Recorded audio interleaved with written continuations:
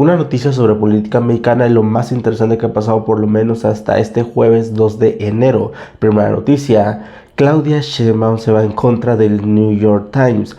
El New York Times recientemente sacó un reportaje en el cual prácticamente hacía ver que en cualquier cocina se puede producir este estupefaciente que es el fentanilo, el cual obviamente por el nuevo gobierno que va a entrar en este enero de Donald Trump, pues va a ser un gran punto en su agenda política, o por lo menos en sus promesas políticas, que va a erradicar este estupefaciente en todo Estados Unidos, porque obviamente ya viene de campaña y es un problema hasta de salud en Estados Unidos.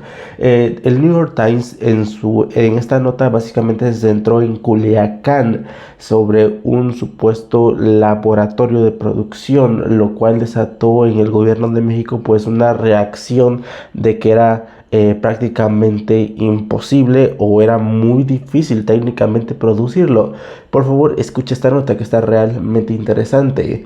¿Por qué es poco creíble el reportaje del New York Times sobre el fentanilo? Responde Claudia Sheinbaum, luego de que el New York Times publicara un reportaje donde un par de reporteras accedieron a un laboratorio en Culiacán, Sinaloa. La mandataria de México, Claudia Sheinbaum, declaró que le parecía poco creíble la información presentada. Por ello, en su conferencia mañanera citó a autoridades sanitarias para que explicaran el riesgo de la exposición al fentanilo y cómo se produce este estupefaciente. Las autoridades sanitarias explicaron que de 3 a 4 gramos de este estupefaciente produce una toxicidad que el cuerpo humano que fisiológicamente no es tolerable. Por favor, escuche lo que dijo Claudia Sheinbaum al respecto de esto y también la opinión del director de lista sobre esta cuestión, que según el reportaje del New York Times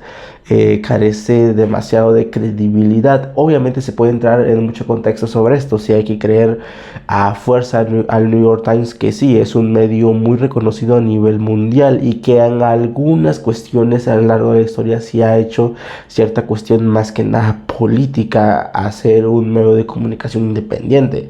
Escuche esto, por favor. Sale una nota que es importante señalar, en donde presuntamente 2 reporteras entran a un laboratorio de fentanilo. Entonces, no es muy creíble, vamos a ponerlo así. No así, el fentanilo se produce de otras maneras, que ya la Secretaría de Marina o el propio COFEPRIS puede informar cuáles son los métodos de producción. Pero no es creíble las fotografías que se presentan ahí, incluso por el daño a la salud que podría causar para quien está cocinando, como se dice. No es posible reunir indicios suficientes para determinar que se realizó un proceso de síntesis debido a que se menciona muy poco o nada del proceso de síntesis, así como de las sustancias químicas utilizadas. No se observa el uso de equipo de protección personal mínimo requerido, el uso del pasamontañas o bandana y el cubrebocas de tela de 3 pliegues observados en los cocineros podría estar relacionado únicamente como medida de protección de su identidad y no como una medida de protección personal. No una cocina doméstica como muestran el reportaje. No es posible hacer fentanilo como lo referido en la nota. Ahora, por favor, escuche lo que respondió el New York Times sobre esto, sobre estas críticas. O sea, el New York Times pues se defiende prácticamente, o por lo menos respalda las investigaciones de estas periodistas que hicieron esto. Dice así en X, antes conocido como Twitter: el New York Times sigue respaldando todos los aspectos de nuestros informes sobre la producción y realización de pruebas con este estupefaciente en México, para los que nuestras periodistas reportaron con gran riesgo personal. El alcance y las operaciones de estas instalaciones, si bien peligrosas, la síntesis de este estupefaciente ilícito en México bajo condiciones improvisadas similares a las vistas por el New York Times están bien establecidas. El papel del periodismo independiente es documentar el mundo tal como es, sacando la verdad a la luz en beneficio del público en todas las partes. Segunda noticia, Gerardo Fernández Noroña está en contra de la eliminación de la reforma de Claudia Sheinbaum para la eliminación de los plurinominales, de estos personajes, los plurinominales que son básicamente, no digo que todos, pero la gran mayoría como Lili Téllez, pues son personajes que llegan gracias políticamente a su partido político, son designados en un puesto legislativo, no porque sean buenas personas, no porque sean grandes, que apoyan a las comunidades, que obviamente los plurinominales son como una representación proporcional a ciertos pueblos, a ciertas cuestiones geográficas en México que no son muy representadas, que según ellos representan a la minoría en México, pero que la gran mayoría de esos plurinominales como Lili Téllez, pues básicamente están ahí para calentar el asiento, no sirven para nada, son una gran farsa, una gran molestia, que aparte consumen obviamente recursos públicos. Pues Noroña básicamente dice que es una barbaridad eliminar los plurinominales en México, haciendo también una referencia a lo que antes se veía con el PRI y el PAN, que como Morena o la oposición, en ese punto el PRD no tenía tanta representación en México, o por lo menos no tenía tanta cuestión política. Obviamente no eran grandes políticamente hablando, y muy pocas personas pues votaban por el PRD y no tenían puestos políticos, y según los plurinominales hicieron que creciese un poco la oposición en ese momento, que era el PRD en México. Obviamente abstractamente viéndolo desde un punto que el PRI y el PAN eran una super mayoría, y poco a poco gracias a los plurinominales empezó en este caso la izquierda o el PRD a acceder a puestos políticos.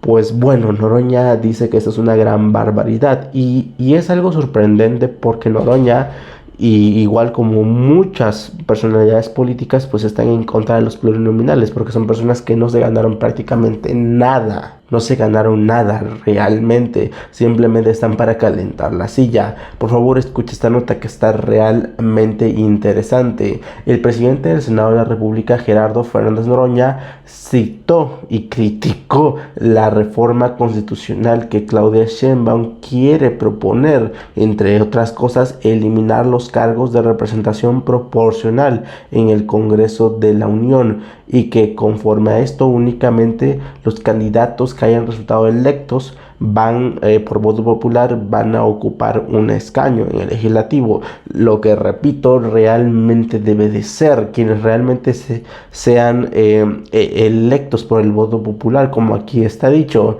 y citando también otra vez de que Lili Téllez actualmente es una pluri porque no ganó la elección en su estado, o sea, no ganó en su estado, y el PAN le proporcionó un escaño plurinominal en el Senado de la República. Al igual, también hay que decirlo de Gerardo Fernández Noroña, que es plurinominal. Obviamente al inicio de toda esta cuestión de la elección se vio un cierto pleito que le quitaron a Noroña un buen puesto político.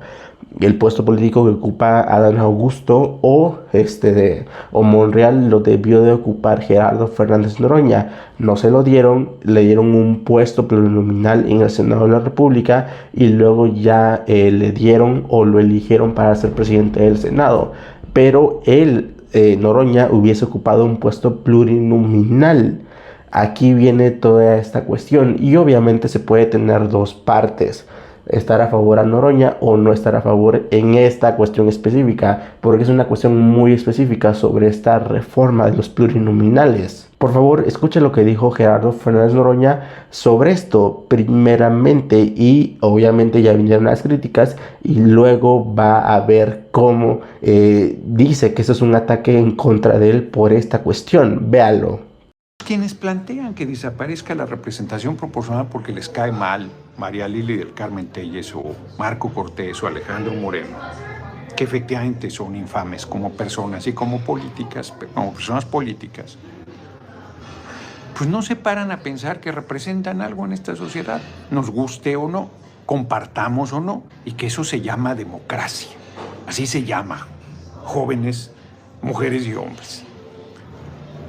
Si a ustedes con el hígado piensan que quisieran desaparecerlos, esos mismos partidos, el PRI y el PAN, así nos trataron toda la vida, queriendo desaparecernos, descalificándonos, haciéndonos campañas de odio, ellos sin razón, pero con la misma visión. Desaparezcan, cállenlos, no los queremos, somos mayoría, mandamos y no aceptamos nada de diferencias aquí. Pero que dentro del movimiento, dentro de un movimiento de hombres y mujeres libres, democrático, que ha luchado profundamente por la transformación del país, quieran imponer esa visión, es que se dijo así y todo el mundo así marcha. ¿Así? ¿Quién les dijo que eso es nuestro movimiento? ¿Y quién les dijo que por eso luchamos? ¿Y quién les dijo que si yo tengo una diferencia? A ver, voy a poner el ejemplo de Corral. Yo creo que se equivocó. Hay mucho por hacer. Ya han hecho de mi reflexión sobre los pluris una campaña sucia, interna, chafísima, cobarde, miserable, falta de ética, falta de seriedad, de argumentación, chafa. Es que no les va a durar como no les ha durado ninguna. Tercera noticia, Xóchitl Gálvez se enfrenta a multas de casi 1 millón de pesos por todas las cuestiones que hubo en este proceso electoral de 2024, en donde recordemos que hubo muchas cuestiones, como por ejemplo de que Xóchitl estaba utilizando un logotipo del INE, o por lo menos los colores del INE, haciendo ver que el INE estaba a favor de Xóchitl Gálvez. También muchas cuestiones de calumnias al respecto en contra de Claudia Sheinbaum. O sea, esto es increíble. Por favor, escucha esta nota que está realmente interesante.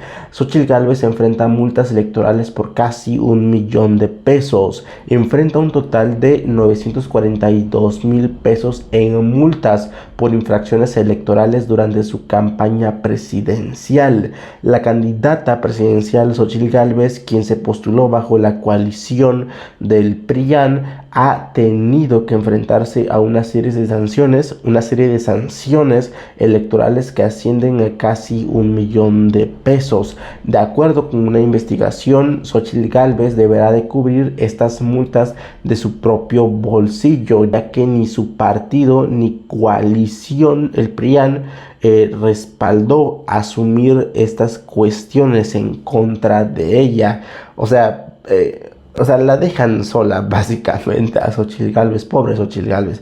Realmente esto no se vale. O sea, por más que estamos en contra, que te quieran hacer esta cuestión en contra por un proceso electoral respaldado por ese partido político que es el PAN, que son los paniaguados, pues obviamente tiene que haber una cierta cuestión de apoyo, pero pues no existe en el PAN esta cuestión.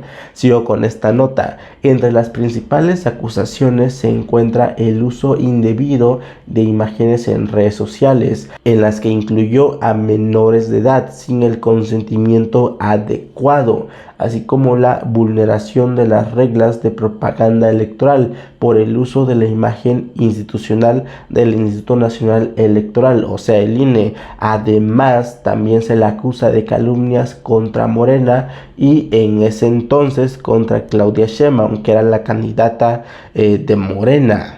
De acuerdo con varios periodistas, a cierre del mes de noviembre del 24, Gálvez acumuló 65 sentencias por delitos electorales, con un total de 942,000 pesos de multas, casi 1 millón de pesos. Esta cifra debe ser cubierta por la candidata Xóchitl Gálvez, la cual está relacionada principalmente con infracciones cometidas durante su campaña presidencial, aunque hasta el momento no se ha contado con el apoyo financiero de sus partidos. O sea, el PRI y el PAN. Está sola básicamente Xóchitl Gálvez. Una de las infracciones más significativas que le va a costar a Xóchitl Gálvez prácticamente un ojo de la cara fue las calumnias pronunciadas en contra de Claudia Sheinbaum en el debate presidencial, específicamente en el segundo debate realizado el 28 de abril de 2024, cuando la candidata Xochitl Gálvez vinculó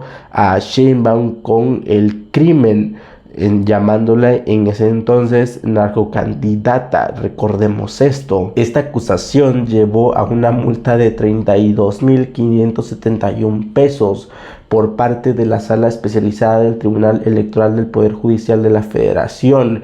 Esta fue solo una de 3 multas que se acumularon por calumnias, con un total de 93.713 pesos. Además de que Gálvez acusó a Morena de tener vínculos con el crimen durante el tercer debate presidencial el 19 de mayo. Esta acusación también fue sancionada con una multa similar de 32.571 pesos. Además de las sanciones personales impuestas contra Xochitl Gálvez, los partidos políticos que la respaldan en su candidatura, el PRI, el PAN y el extinto PRD, también recibieron sanciones por faltar a su deber ciudadano en el uso de redes sociales de la candidata, o sea, de Xochitl Gálvez.